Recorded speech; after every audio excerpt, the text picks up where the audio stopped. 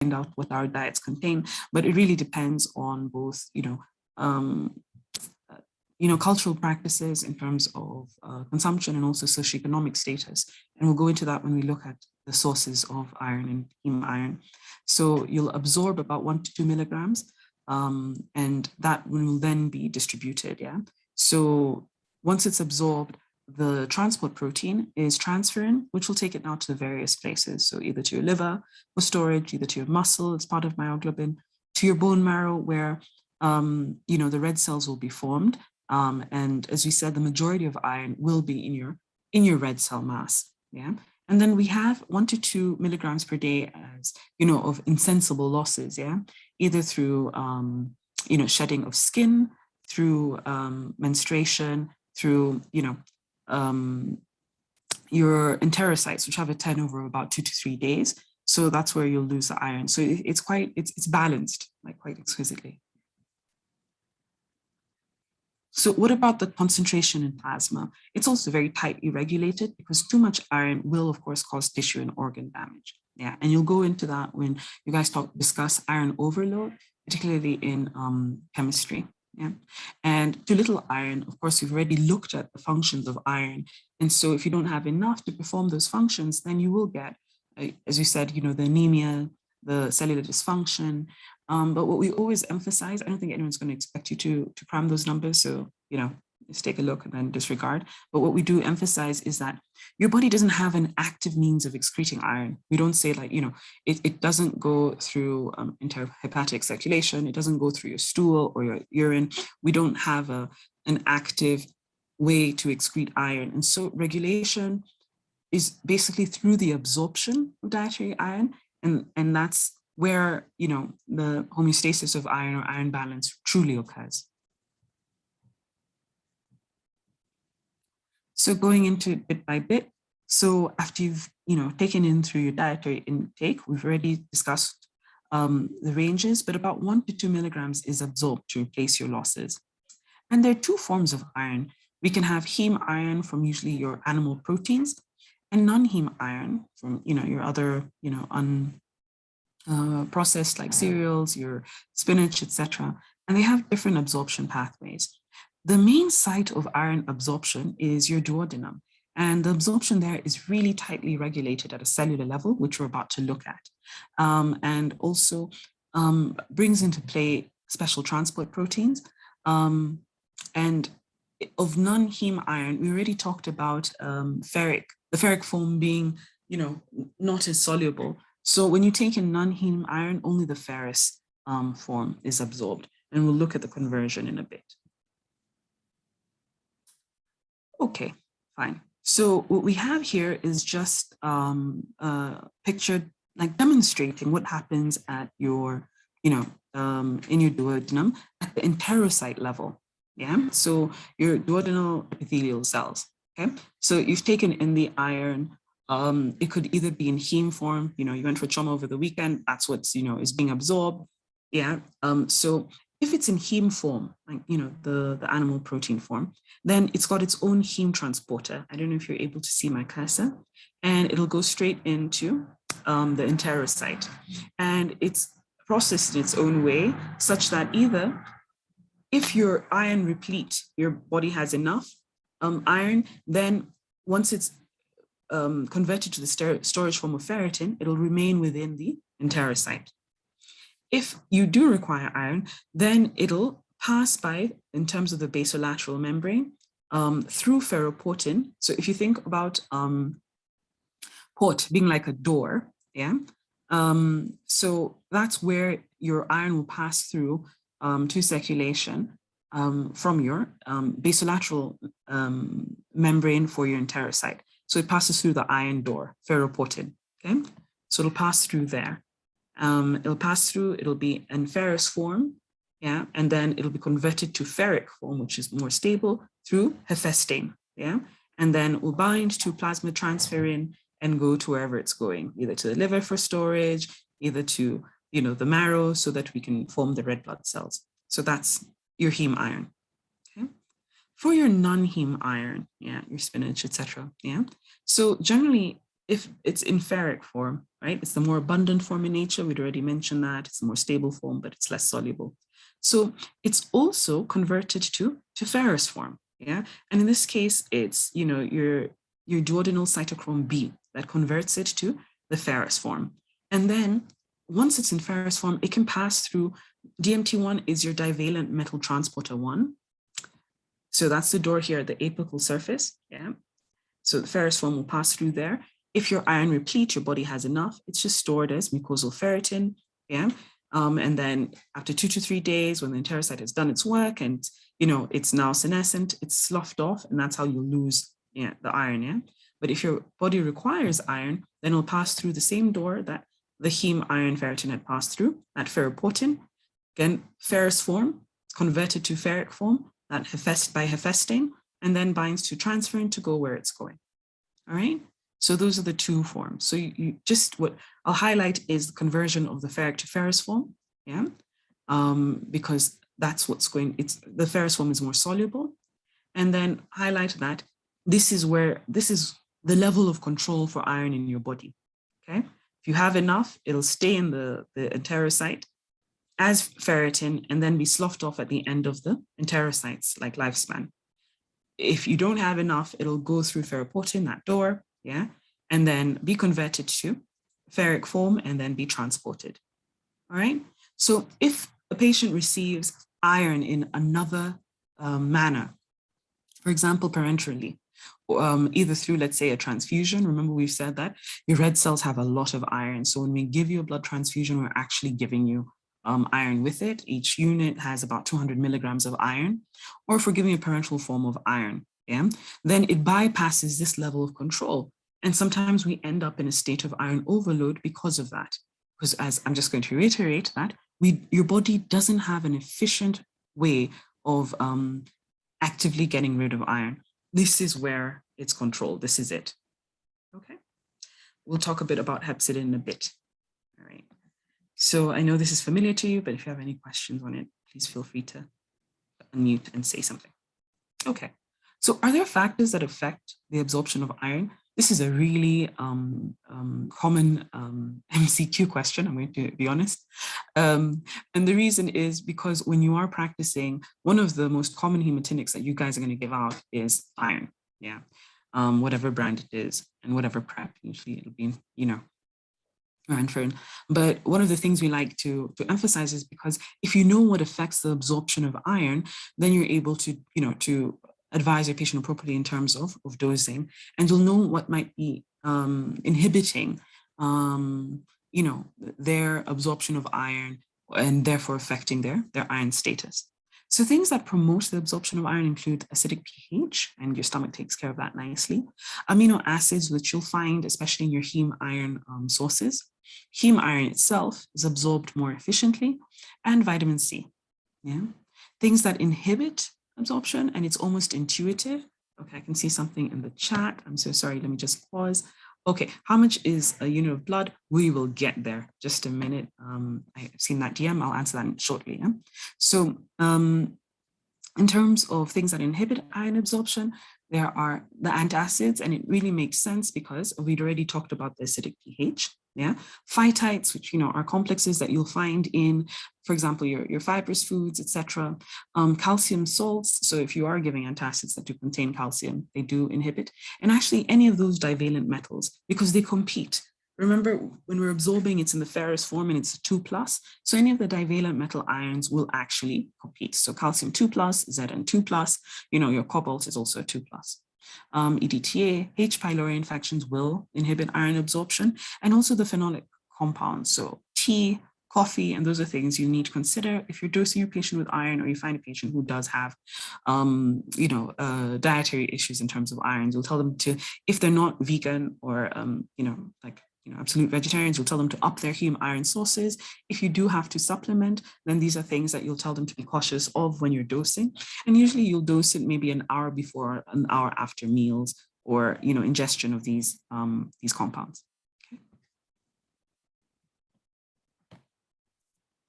Okay, so just briefly so that I don't forget, a unit of blood, of whole blood, is about 450 mLs. Yeah, and then a unit of packed red cells, which contains the same iron amount as a unit of whole blood, is about 225 to 250 mL. So packed red cells are where we've removed most of the plasma, and we just have the red cells, because what you're interested in is topping up the red cells. We will extensively go into transfusion. It is, one of my true loves, so I will probably be in one of your lectures, and we'll have a good time talking about that later. But just as an FYI for now, one whole blood is about 450 mLs, and packed cells is about 225 to 250. Right. So both have about 200 milligrams of iron. Okay, so how do we handle plasma iron? We've talked about how we absorb it. We've talked about the different forms. We've talked about how it passes your enterocyte into circulation. So how do we handle it once it's in circulation? So we've already mentioned basically that we've got this transport protein that takes care of it, transferrin, which we're going to go into in a bit, that actually takes it round. Yeah. And then you can either have your iron stored, either in the reticular endothelial system, so the macrophages, or in your liver as ferritin, which is one of the major storage forms, or it'll complex with your protoporphyrin to form heme. And then we already talked about heme joining with the globins to form hemoglobin, and it'll be in your red cells. Okay. So transferrin, as we've mentioned, is the main transport protein of iron, has a half-life of about 8 days, and is synthesized in the liver. So anything that impairs your synthetic function of the liver will impair transferrin synthesis.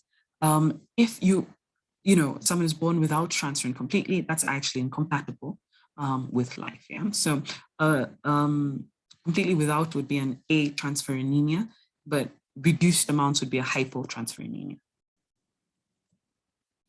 So then we have the receptors either at the reticular endothelial cell, or at your myocytes, or at your erythrocytes, your red cell, because transferrin has to bind to the transferrin receptor and pass on its passenger. Yeah. So I'll have an image, I'll take you through, but just basically each transferrin receptor binds like 2 of these diferric transferrin molecules, and then that whole complex is endocytosed, and the iron is offloaded. Yeah.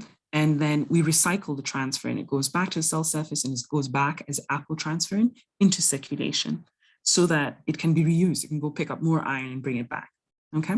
And if your cell, undergoes, let's say, senescence or hemolysis, and I'm going to focus on the red cells because this is heme, then if you try and recall what you've done, I think in biochemistry, and you looked like, let's say, at the breakdown of your heme molecule, your globins will go into amino acids, and you remember the breakdown of heme into like your biliverdin, bilirubin. That iron, it's not excreted, it's like released, and it can be recycled or reused for various functions. Yeah. So if it's not lost through something like hemorrhage or bleeding outside of the body, we're able to reuse the iron that's broken down from normal senescence or hemolysis for function. Okay. So this is just an image of I'm so sorry for not citing, but what we've just discussed. We've got your transferrin receptor, at your cell surface. Yeah. And we've got your transferrin that binds, and then it's endocytosed, into this like clathrin coated pit. And then we release, your iron, it's acidified. And then we've got your DMT1, your divalent metal transporter 1. You recall we had this also for your non-heme iron at the apical surface of your enterocyte. So it's the door that will allow the iron to get out of here, into the cytosol, and it'll be used for function. And then this will go back, form back part of the cell membrane, and you'll release the transferrin. It becomes now apotransferrin because it's not carrying anything, to go pick up some more. Yeah. So we at least are able to recycle that. Okay. Okay. So the ferritin we've talked about is the cellular storage protein for iron, and it also is an acute phase reactant. You'll go into more details of this when you discuss your chemistry. I don't know if you'd mentioned it in physiology, but basically, it is one of those acute phase reactants, and when you talk about your plasma proteins, ferritin will definitely come up. So if there is inflammation, we will get, increases in serum ferritin. It's a major storage form for iron in your body. Okay. So now that we've talked about the absorption and how it's distributed, and taken up for use, yeah, let's just, spend 2 or 3 minutes on the regulation of iron balance. Yeah. So as I've mentioned before, and I keep emphasizing, we don't really have a very clearly delineated, like regulated pathway for iron excretion. We haven't identified that. And the reason that we know that we don't have an efficient one is because we see what happens when we iron overload a patient. Yeah. There doesn't just seem to be a mechanism for your body to efficiently get rid of it apart from at that level of, the enterocyte that we've discussed. So if iron goes in by any other pathway, your body gets a little stuck. Yeah. So all of the iron balance or homeostasis is really primarily determined, and all that fine tuning is done at that enterocyte level, that intestinal epithelium level. Okay. So if we have any genetic defects with anything at that point, your ferroportin, your hephaestin, then we generally have increased absorption, suggesting that our mechanisms for controlling iron absorption are actually biased towards limiting the uptake rather than enhancing it. Your body is geared towards, like, let's keep out iron as much as possible unless needed, because it knows that it won't be able to get rid of it efficiently. Okay, so the normal homeostatic mechanisms, as we've said, are at the intestine, at that enterocyte level, and then at the stores. Yeah, so it'll be stored in your reticular endothelium system. So basically the macrophages that'll either be in your bone marrow, in your spleen, in your liver, and basically your hepatocyte stores. So that's what makes up your iron homeostasis. So if you don't take in enough iron, then iron is released from the stores in your RES system and also from your liver. But also if you take in a lot, then iron then ends up being deposited in these organs. And when you discuss iron overload in chemistry, someone's going to talk to you about, the effects on, let's say, the myocardium, the bronze diabetes when it's deposited, and affects your glucose homeostasis because of that deposition in the organs. But those are the 3 areas of homeostasis of control. I am very briefly going to mention hepcidin. If you recall during that, that image when we talked about your iron crossing over at the basolateral membrane, so it was crossing over through ferroportin. And we said ferroportin is like the door, the iron door. I don't know if you remember, there was like an arrow showing feedback, something called hepcidin.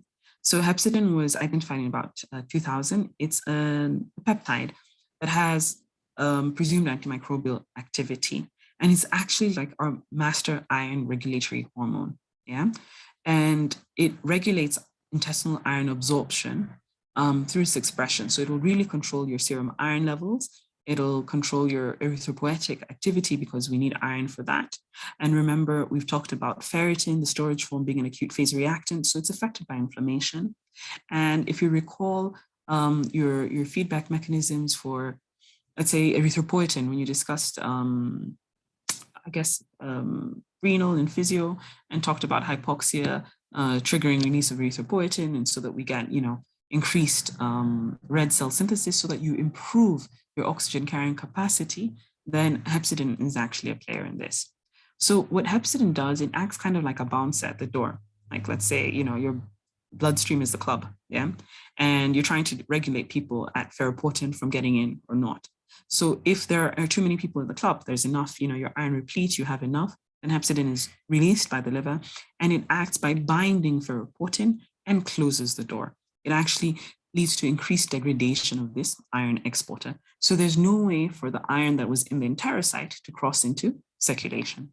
So if you just try and think of that imagery as, given your age group, I'm assuming that the club analogy will resonate more, but it's basically the bouncer at the door, okay? So if there are too many people in the club or iron replete, hepcidin closes that door and actually, causes its degradation, right? So your iron, which was absorbed, whether from heme source or non-heme, will be trapped in your enterocyte. And after 2 to 3 days, you've got your normal cell turnover, the enterocyte is sloughed off, and with it is the excess iron. And that's why we said that really the fine tuning, that iron regulation, that iron control is at the level of the enterocyte.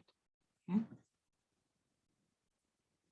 So this basically also shows, remember we had ferroportin at different levels, not just at the duodenum, but also in terms of at where your iron is stored. Yeah, so your reticuloendothelial system represented here by the spleen, and your hepatic stores at the liver. Yeah, so you not only will it shut off the tap or close the door for iron crossing from what you've absorbed into the enterocyte into the bloodstream, but it'll also stop iron from being released by the liver, exiting, those cells, and also by the spleen. And this will make more sense when we discuss, I think it might be Prof. Ilanga who'll take you through that, but when you discuss anemia of chronic disease, yeah? But just keep this in mind, that hepcidin will shut the door for both iron coming from your diet and also from your iron stores, okay? Okay, that's it for iron metabolism for today. I'm happy to take any questions or comments. Thank you.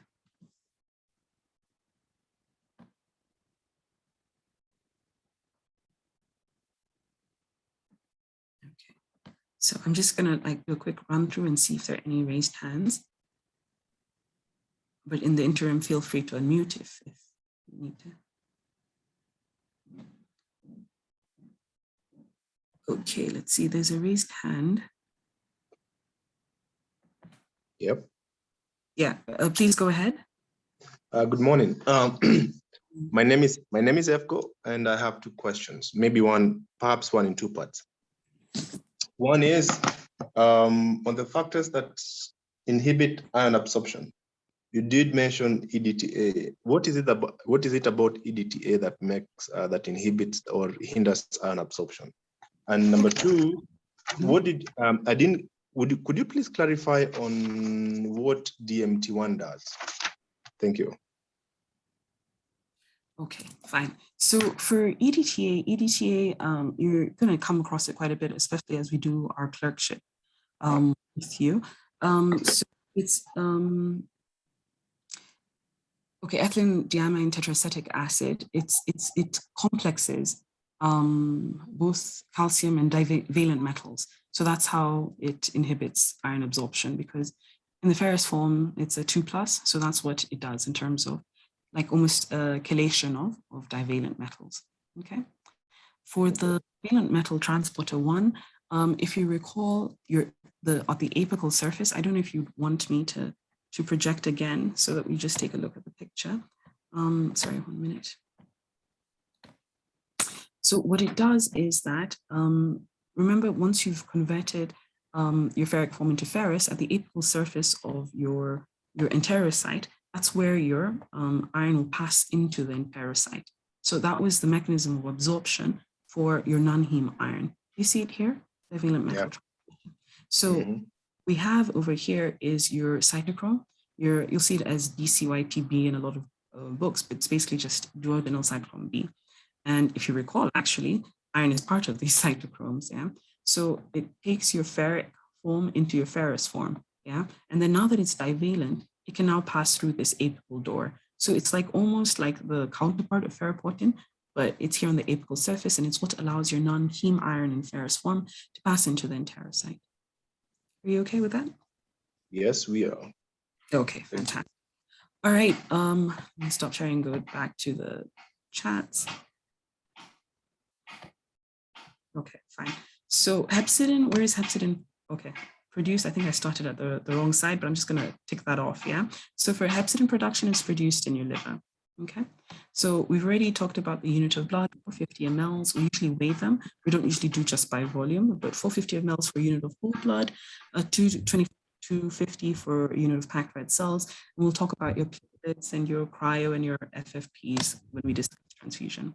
How does inflammation influence the action of hepcidin? So that's a really great question, and you will actually talk about it when we discuss anemia of chronic disease versus anemia of inflammation versus anemia of iron deficiency.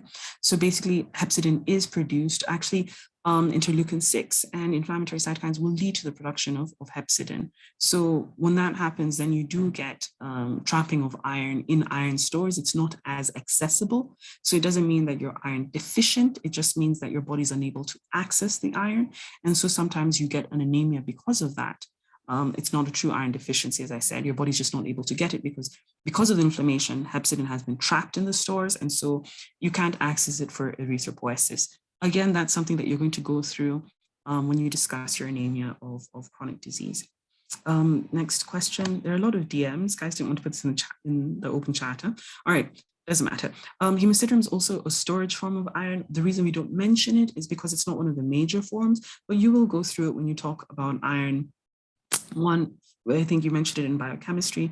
You'll also come across it again in clinical chemistry. And when you're reading, I hope you pick up your recommended reading texts.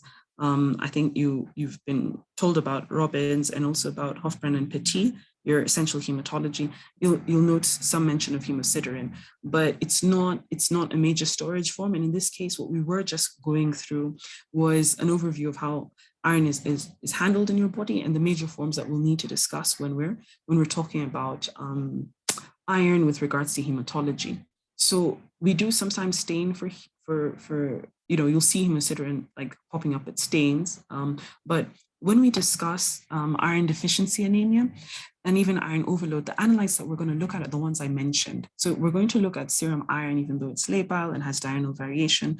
We're going to look at ferritin and testing for it, and we'll also talk about soluble transferrin receptors. So think of this as an introduction as we get into the main pathology and testing for these disorders. Hemosiderin is not a major component in terms of storage form, and that's why I didn't focus on it. Okay, so you will get, hemosiderosis in terms of if there is I guess if there's we do see it in your bone marrow and in other forms, and you'll talk about it also in your AP when they talk about, I think, the pigments.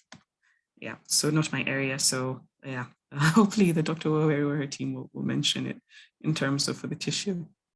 Okay, in terms of video, I was caught a little off guard. Can we do the video next time for whoever's asked me to turn on my video? Not much to see here, but yeah, I will. And thank you so much for the compliment on the lecture. So for Jackie, because you have put it in open, I will mention your name. Forms a complex with iron. I'm not sure if that was in response to something. If you would like to unmute and maybe clarify, that would be great. Or if you're not in position to, you can chat.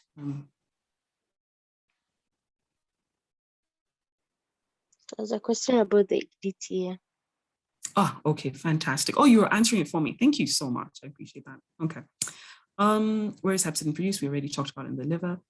Can I please repeat the hepcidin role? Okay, so hepcidin, as we talked about it, I don't know if I can just, let me go back actually to the enterocyte picture, because I think that'll help. Okay, so here we are. Let me put this slideshow. Oh, sorry, apologies. Okay, so here we are at the enterocyte level. Remember we said that this is where, like, basically all your control of iron absorption, and homeostasis is done. So we already talked about the absorption. It's come in heme, non-heme. It's come into a common like iron pool. Yeah. So that common iron pool can either stay in the enterocyte as ferritin and be sloughed off if you're iron replete. Yeah. Or, if you need the iron, it'll cross over. So it crosses over through this door, ferroportin, the iron door, ferroportin 1. Now, if you're iron replete, hepcidin, which is produced by the liver, in response to your iron status and also inflammation, closes that door. So it's the master regulatory hormone for iron, okay? It acts as the bouncer. We have too many people in the club. We're just gonna shut that door. Otherwise, the fire marshal or, the cops will be called, right? So that's what hepcidin does. It closes that door. Okay, so iron can't pass in, it's stuck in the enterocyte, and after 2 to 3 days of the enterocyte lifespan, it's sloughed off so that you don't have an excessive iron. Because if you remember what I said, that your body doesn't have like a really active way of excreting iron, so all its control is done here at the enterocyte. This only helps in iron that's taken in a dietary form. Yeah, if it's given in another form, we talked about parenteral iron or transfusion, that won't help. So remember that ferroportin is also at your storage areas, so your liver and your reticular endothelial system. Okay, so if again there's enough iron in circulation, the iron regulatory elements and iron responsive elements have said, okay, we've got enough, or there's inflammation and hepcidin is produced, it shuts, those taps so that iron doesn't go from this storage form into circulation because it's deemed that you have enough. Okay, so you see it closing that door or closing the tap. So just think of it as a master regulatory protein. I hope that's okay. You'll let me know if there's anything further you need me to clarify. Okay. Okay, so that was one on hepcidin and the role of hepcidin from me to everyone. I hope you're okay. Let me know if, you can just speak up if you don't. It's a really interesting name. If you're not, Ridika, yeah? So Jackie, I guess you were helping me out again on that facilitate passage. It's not just non-heme, it's all iron, because all iron from both forms, non-heme and heme forms, come into that common iron pool. All right, thank you so much for the compliment. Next person in the DMs. Which textbook would you advise us to use in hematology apart from Robbins? There's a recommended reading list that's released by the department. So on it, you'll probably see your Hofbrand and Petit, Essential Hematology, which is fairly good. Really good, actually. And Robbins also does have quite a good breakdown, I think, in terms of your hemolytic anemias, etc. But the Essential Hematology has like really good pictures and will really help, I think, when you're doing your reading. Yeah, so if you could just pick up either you or your class rep, the recommended reading list, I think you should have gotten it at the beginning of the year, but on it should be Essential Hematology by Hofbrand and Petit. Okay, since there isn't a mechanism for excretion of iron, is regular phlebotomy used to reduce iron levels? Or there's medication geared towards iron absorption inhibition, maybe through antacids or divalent competitors? That's an excellent question. So what happens is we don't usually use phlebotomy to get rid of iron. We will use phlebotomy when we have a patient who has, like, let's say, too many red cells. So it's something we call polycythemia, and a specific type of polycythemia, which we will cover next year. And you will do again when you're doing your IMID lectures, because it's one of the hemogs. So polycythemia vera, it's one of your myeloproliferative neoplasms. We'll come across it. But to get rid of iron, we actually have chelators, and that's something you're going to go through quite extensively during your pharmacology lectures. So if you just hold tight, you're going to go through the medications that we use to chelate iron and get rid of it. Yeah, and it's something we give, especially like for our sicklers. Once they've had a certain number of transfusions, we do put them on chelation, or patients with thalassemia. We don't see as many here, but sometimes guys cross from TZ and they're managed here, and you'll see them. I don't know about the Batmans from Lord Kipkorir. Maybe he'd like to explain, or the WOW from Etienne Squared, but yeah. I don't know, feel free to unmute and enlighten us. FPN, I'm guessing it's ferroportin. Was that an abbreviation I used? I apologize if I didn't put that in. Thank you so much, Tony, for clarifying that, and Salma and Adnan. And is too much iron toxic? Yes, just like everything in your body, there's, quite tight control, especially for these like micronutrients, quote unquote. And you're going to talk about iron overload during clinical chemistry, both inherited forms and, the acquired bits. So it has like a lot of ramifications. Like we get, in terms of cardiac disease, in terms of even metabolic functions, and, we get bronze diabetes because of iron deposition in your pancreas. Yeah. So you'll discuss it and preempt. Would you please send us the slides after the class? If your class reminds me, and I'll issue a disclaimer so that you don't kill him or her, that I'm usually terrible about remembering this. So if you just prompt me, and feel free to re-prompt and bug. Okay, on slides, please.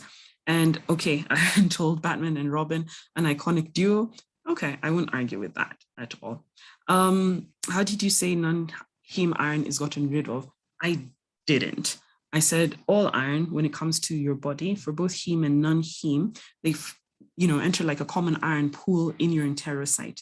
And so we don't have the mechanism that we discussed, that ferroportin and hepcidin. That's the only way of regulation. So if hepcidin closes that door, then the enterocyte is sloughed off at the end of its lifespan. But we don't have an efficient mechanism of getting rid of iron in your body other than at that point of absorption. And so if you take iron by other means, then, you end up in, either like a positive balance or frankly, overload. Yeah, so we don't have an efficient way of getting rid of it. I hope that is clear, Tracy. Okay, so I'm done with the chats. I don't think I see any other hands up. So barring that, maybe we can, close there. As I said, it was a short lecture. I hope you weren't feeling too rushed. And yeah, I wish you a good day. And I guess we'll see each other during the next lecture. Yep. Unless there are any burning issues. Okay, I can see everyone's already quickly dropping off. All right, guys, stay safe. Lovely meeting you.